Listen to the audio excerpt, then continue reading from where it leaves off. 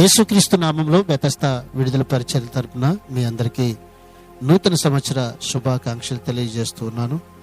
ఈ దిన వాక్య ధ్యానము, యెహోవా సంవత్సరములు జరుగుచుండగా నీ కార్యము నూతన పరచుము, సంవత్సరములు జరుగుచుండగా దానిని తెలియజేయము. హబక్కూకు రాసినటువంటి గ్రంథం 3వ అధ్యాయం 2వ వచనం.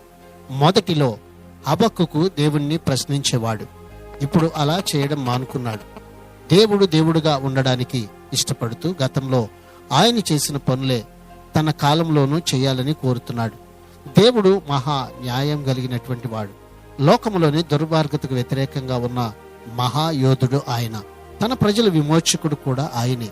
దేవుని గొప్పతనాన్ని గుర్తించిన హబక్కూకు తన ప్రజల జీవితంలో వారి పట్ల కరుణ చూపాలని ఆయన్ని వేడుకుంటూ ఉన్నాడు. ఈ నూతన సంవత్సరంలో దేవుడు మీ పట్ల తన కార్యాలను నూతన పరిచి వాటిని మీ జీవితంలో జరిగించి మిమ్మును మీ కుటుంబములను దీవించి ఈ సంవత్సరం అంతా మీకు తోడయుండి మిమ్మల్ని బలపరిచి నడిపించును గాక.